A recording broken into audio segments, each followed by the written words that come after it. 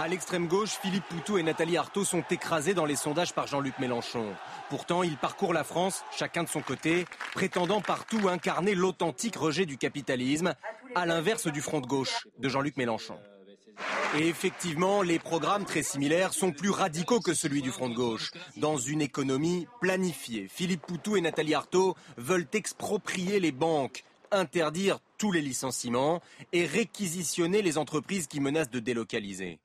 Pour doper le pouvoir d'achat, les deux candidats préconisent le SMIC à 1 700 € net et Philippe Poutou une augmentation générale des salaires de 300 €. Pour financer tout cela, c'est la taxation tous azimuts des plus riches. Peu de différence sur le fond entre NPA et lutte ouvrière, mais une distinction d'identité. Nathalie Arthaud se voyant comme la seule autorisée à porter l'étendard de la révolution. Pour le second tour, Philippe Poutou a déjà annoncé qu'il appellerait à battre Nicolas Sarkozy. Nathalie Arthaud, elle, ne s'est toujours pas exprimée sur la question et ne le fera qu'au soir du 22 avril. Ou peut-être avant, puisque Nathalie Arthaud est sur le plateau de France 2012. Merci de nous rejoindre. On vient de le voir, vous êtes la candidate de lutte ouvrière. Vous définissez comme communiste révolutionnaire. 3 candidats à la gauche de la gauche. C'est pas 2 de trop ? Et pourquoi donc ? Parce que cette offre recueille aujourd'hui aux alentours de 10-12%. Vous n'auriez pas été plus fort derrière une seule candidature ? Vous savez, j'entends certains dire qu'on est beaucoup trop et qu'en réalité 2 suffiraient. Bah oui, au bout du compte.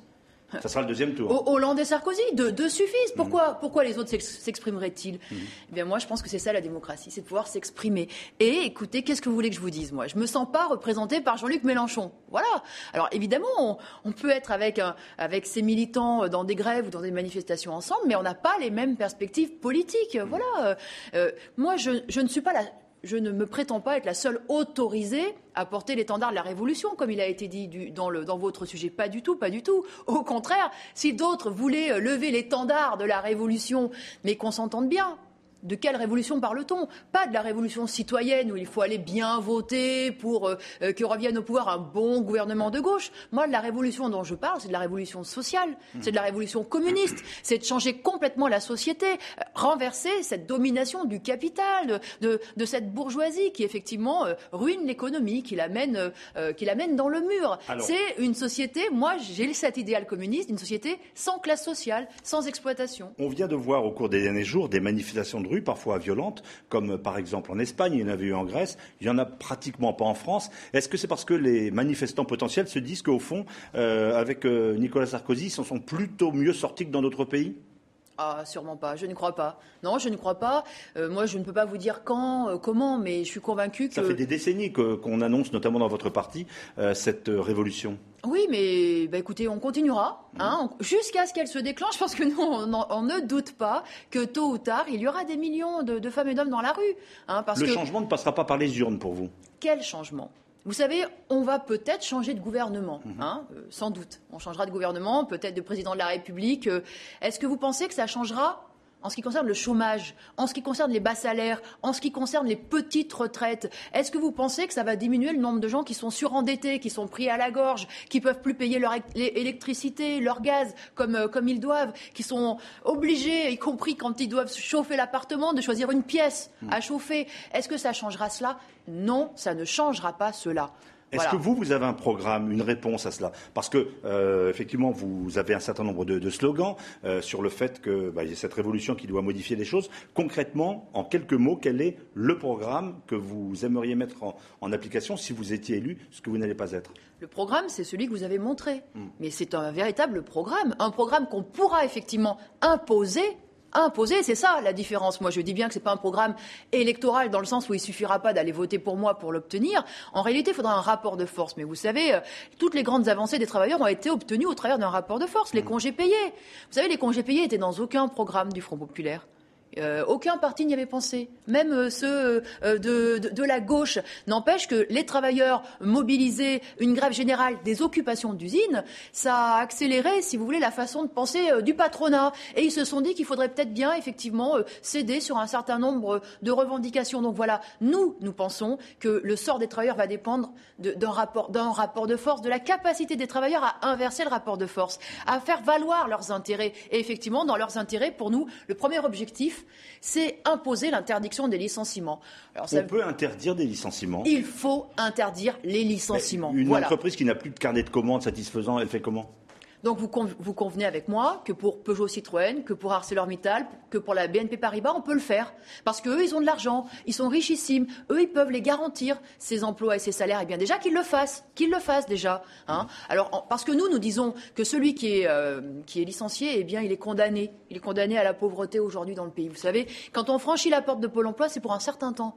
Pour un certain temps, parce que donc voilà, pour nous, c'est d'abord mettre fin aux difficultés sans nom qui s'abattent sur la tête des travailleurs qui se retrouvent dans cette situation, plongés dans le chômage, parce que ça va très vite. Donc l'urgence, c'est l'interdiction des licenciements. Alors, interdiction, vous avez parlé des grandes entreprises qui ont de l'argent, celles qui n'en ont pas ou qui ont des carnets de commandes faibles, comment fait-on ? Eh bien, celles qui n'en ont pas, eh bien, il faut aller prendre l'argent dans les donneurs d'ordre, dans ceux qui en ont, dans les banques, qui les mettent dans les difficultés. Vous savez, moi, je passe mon temps à dire que cette économie capitaliste, c'est une jungle. Mais c'est une jungle aussi pour les entreprises. Ou une jungle où les gros mangent effectivement les petits. Mais est-ce que ce sont les travailleurs qui doivent le payer, cela ? Nous disons non. Donc il faut aller prendre l'argent dans les gros, dans ces donneurs d'ordre, dans ceux qui effectivement écrasent leurs sous-traitants, écrasent leurs marges et leur imposent des contrats qui sont léonins. Donc il faut prendre l'argent où il est. Et quant aux petits commerçants et aux artisans, je peux vous garantir que si on mettait un terme à ce chômage et à l'aggravation de la misère, eh bien eux, ils verraient leurs affaires redémarrer justement. Donc ça va dans leur sens. Alors Lutte ouvrière s'appelle donc toujours évidemment Lutte ouvrière, ça veut dire que vous vous adressez aux ouvriers. Problème, il y en a de moins en moins en France et ils votent souvent à l'extrême droite. Non, il n'y en a pas de moins en moins en France. Mais non, pas du tout. Écoutez, des ouvriers... Il y a eu beaucoup de délocalisations, il y a moins d'usines en France. Il y a moins d'usines en France, mais vous savez, même sur une usine comme PSA, on a externalisé Peugeot Citroën, on a externalisé beaucoup d'activités. Les mêmes qui étaient considérés comme des ouvriers sont considérés même maintenant comme des travailleurs dans les services, parce que c'est un contrat d'externalisation, de sous-traitance. Alors tout ça, la réalité, c'est que des ouvriers, des travailleurs, vous savez, moi je me sens travailleuse, je suis enseignante, je me sens travailleuse, une infirmière est travailleuse, un conducteur de bus est un travailleur. Pour moi, oui, c'est tous ceux-là à qui je m'adresse, tous ceux qui sont exploités, qui ne maîtrisent pas leurs revenus, ni leur salaire, ni leur pension de retraite, et qui doivent se battre, pour les garantir. Alors, vous êtes sur une antenne qui diffuse mondialement. Nous attachons particulièrement à voir quel est le regard international que vous pouvez proposer. Quel est-il ? Parce que là, vous proposez une révolution, au fond, qui tiendrait dans un pays, c'est-à-dire la France, avec des réquisitions, des choses de ce genre. Quelle est votre vision européenne et internationale ? Écoutez, moi, je vois bien ce qui se passe en Grèce. Je vois ce qui se passe en Espagne. C'est que la crise, on l'a fait payer aux petites gens, aux travailleurs. C'est les diminutions d'effectifs dans les services publics. C'est les baisses des salaires, les baisses des retraites. C'est des impôts qui tombent dessus. Et puis, c'est le chômage forcé. C'est le chômage forcé. Voilà, avec, effectivement, en Espagne, 1 jeune sur 2 qui se retrouve condamné à l'inactivité et qui se dit « mais quand est-ce que ma vie va démarrer ?» Donc, moi, ce que je vois, c'est que ce qui se passe dans ces pays, c'est ce qui nous pend au nez. À nous. Si la crise continue et s'aggrave, c'est bien ça notre avenir. Donc je repose ma question, la France en est mieux sortie pour vous que ces autres pays que vous avez cités ? Vous savez, la France est un pays plus riche, avec plus de moyens. Que la Grèce, ça c'est évident, y compris que l'Espagne. Donc évidemment, il y avait plus d'amortisseurs, si vous voulez. Mais surtout, ce qui s'est passé dans cette crise, c'est que c'est les plus fortunés. C'est les banquiers qui s'en sont bien sortis. Mais les travailleurs, eux, ils ont reculé des années en arrière. Je vous rappelle quand même qu'on nous a volé 2 ans de retraite. Que Nicolas Sarkozy, à 60 ans, oui. avec la retraite qui a été repoussée effectivement à 62 ans. Que Sarkozy a démoli quand même les services publics. Je vous rappelle que la misère est montée. Aujourd'hui, on nous dit qu'il y a 11 millions de femmes et d'hommes qui vivent en dessous du seuil de pauvreté dans le pays. Alors moi, j'appelle ça une catastrophe sociale. Voilà. Dans un des pays... Tout le monde se vante, Nicolas, la 5e puissance de la planète, et c'est ça.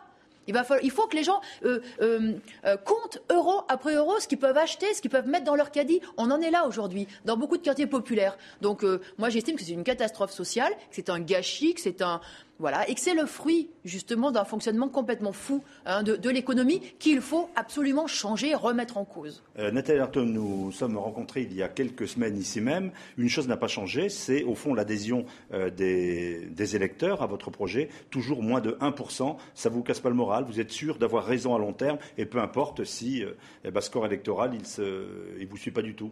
Vous savez, Voltaire et Rousseau, ils étaient tout seuls, isolés, à prendre position, à voir que c'était possible effectivement de changer la société, que c'était possible. Il n'y a pas un super isolement au fond qui vous correspond à cette posture? Eh bien écoutez, on ne se sent absolument pas isolé, je peux vous garantir, dans les quartiers populaires et dans les entreprises, quand on dit que le minimum, ça serait que les salaires augmentent au même rythme que les prix, qu'il faudrait un rattrapage. Quand nous disons que tous ces grands actionnaires, ils décident dans le secret de leur conseil d'administration, et ça, c'est ça qu'il faut remettre en cause. Parce qu'ils décident quand même de nos vies, à nous tous, et qu'on aurait tout lieu de mettre notre nez dans ce qui se décide, de les mettre sous contrôle, sous surveillance, parce que ce sont des irresponsables. Je peux vous garantir que quand nous disons ça, nous sommes entendus, compris et même approuvés. Le problème, effectivement, c'est que nous disons que ça, il faudra faire jouer notre force collective, se mobiliser, renouer avec des grandes grèves générales. Voilà. Et ça, force est de constater qu'on anticipe. Voilà, que les travailleurs aujourd'hui ne s'en sentent pas. Eh bien, c'est pas grave. On anticipe, mais au moins, on montre la voie, et c'est une façon de préparer l'avenir. Parce que moi, je vous garantis, l'avenir, il se passera pas dans les urnes. L'avenir, il se passera effectivement dans la rue. Et oui, dans la rue et dans les entreprises. Alors, pour l'instant, l'actualité est aux urnes. On vient de voir que, par exemple, Philippe Poutou, lui, choisit au deuxième tour. Vous, si c'est l'affiche Sarkozy-Hollande, vous ne choisissez pas, vous renvoyez tout le monde dos à dos? Je vous demande un peu de patience. Oui, c'est vrai. Voilà. Et je sais bien que, on nous dit, vous avez des petits scores, vous n'êtes pas audible, pourquoi êtes-vous là? Écoutez, moi, je suis là, je fais la campagne au premier tour, je défends effectivement ce programme. C'est un programme de lutte, certes, oui, c'est lever le drapeau de la révolution sociale, cet idéal communiste, je suis convaincue que, vous savez, ça ne tombe pas dans l'oreille de sourds. Voilà. Quels que soient, y compris ceux qui se porteront sur ma candidature et qui voteront pour moi, ça ne tombe pas dans l'oreille de sourds parce que ça tombe dans l'oreille de travailleurs qui sont quand même confrontés à ce diktat, patronal, à ce mur de l'argent. Vous ne regardez pas vos sondages tous les matins? Ah, ça, c'est sûr. Non. Des fois, d'ailleurs, je ne suis même pas notée, donc vous voyez. Bien. Merci d'être venu sur le plateau de France 2012. Nous allons voir à présent un reportage de gens qui, c'est sûr, je peux vous le dire, ne vont pas voter pour vous. Il s'agit de ceux que l'on appelle les exilés fiscaux. Vous savez, qui passent une frontière pour payer moins d'impôts. Ceux-là, vous les rattrapez, j'imagine, Oui, et puis on les empêche surtout de partir et de partir avec leurs usines. Et voilà, on les oblige. On les oblige à maintenir les emplois et les salaires ici. Merci d'être venu sur ce plateau. Merci. On regarde donc ce reportage de ces Français qui, pour échapper à l'impôt, notamment, sont partis en Belgique, tout près de la France.